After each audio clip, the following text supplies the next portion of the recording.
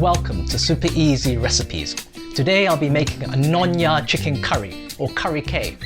Now what is Nonya cooking? Well, when the early Chinese migrants intermarried with local Malays in what is now Singapore, Malaysia and Indonesia, well, they gave birth to a new cuisine which we call Nonya cuisine.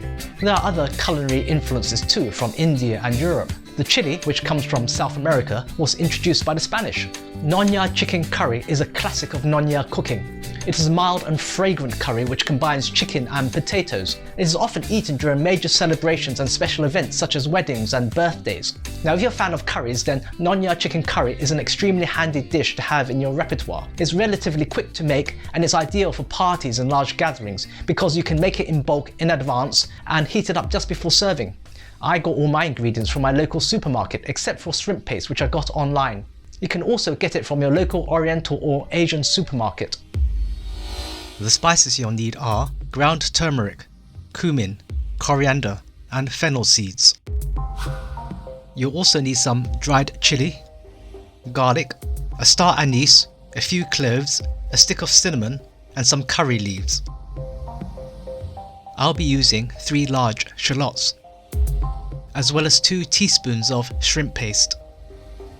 You'll need some salt and sugar, and some coconut milk. You'll of course need some chicken. I'm using a combination of legs and thighs. You'll also need some medium-sized potatoes. Begin your prep by soaking the dried chilies in cold water for a few minutes. Of course, you could always use fresh chilies, in which case there's no need to soak them. I suggest using between 5 and 15 chilies, depending on how hot you like your curry. Next, roughly chop your shallots. We want to create a spice paste using a blender, and chopping the shallots just makes the blending easier. Prepare your chicken by trimming off any excess fat or skin. If you want, you could remove the skin altogether, but I think the fat helps concentrate the flavour. Another trick you could try is pricking the chicken with a sharp skewer so that the flavour penetrates to the bone. I explained this in my air-fried chicken video, a link to which is in the description below. I'm going to chop the chicken thighs and legs in half so that they're easier to eat.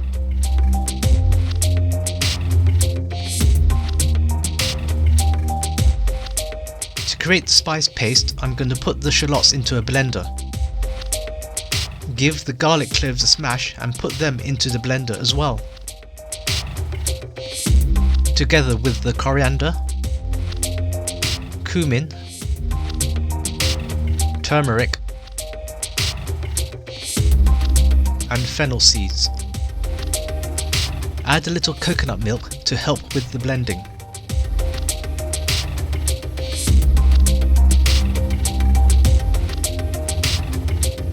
Don't forget to add the chilies, which I almost did, and blend everything to a smooth paste.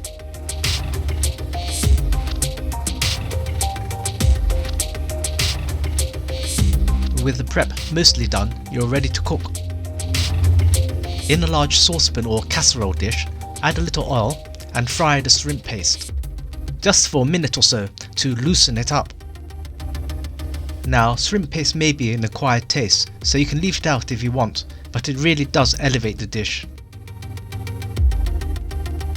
Add the spice paste and fry it for a few minutes on a medium-low heat to release the flavours.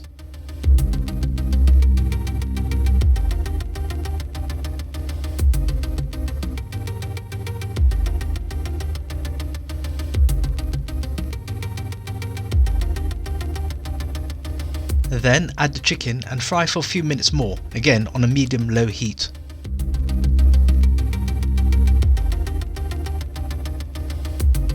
Make sure to coat all the chicken pieces in the spice paste.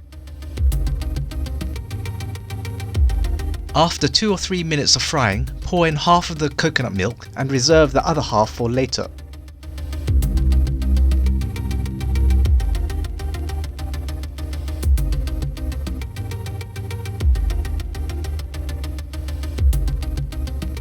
Add the cinnamon stick, the star anise, the cloves and the curry leaves to the pan. Stir everything in well and bring the mixture to a boil. Then pour in just enough water to almost cover the chicken. As an alternative to water, you could use thin coconut milk or coconut water if you can get hold of it. Bring the mixture to a boil and then turn down the heat and let it simmer. Overall, you want to simmer the chicken for about 40 to 45 minutes. In the meantime, peel and cut your potatoes into quarters. The potatoes need to be cooked for about 30 minutes. So add the potatoes to the pan after the chicken has been simmering for about 15 minutes. Stir the potatoes in and continue to simmer until the chicken is tender and the potatoes are cooked. This should take a further 30 minutes or so. You can cook the chicken curry with a lid or leave it uncovered depending on how thick you like the sauce.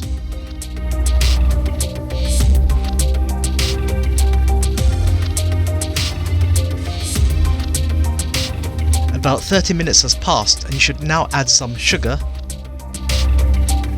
and salt to the curry. You'll know when the chicken is tender and the potatoes are cooked when you can easily stick a fork into both. Now you can serve your chicken curry immediately. Just stir in the reserved coconut milk before serving. However, I think that Nonya chicken curry tastes best when it is rested for at least an hour before serving. I'm going to let mine cool and leave it in the fridge for the next day.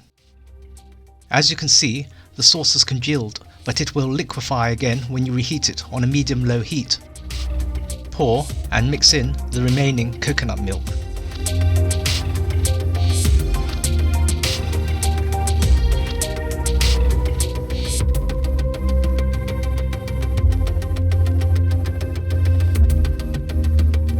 Check the curry for seasoning and add extra salt and sugar if needed. Ensure that the chicken is thoroughly reheated before serving. Traditionally, this Nonya chicken curry is often served with turmeric rice or a Malay pancake, but it goes just as well with plain boiled white rice or crusty bread. And if you enjoyed this video, then do subscribe for future super easy recipes.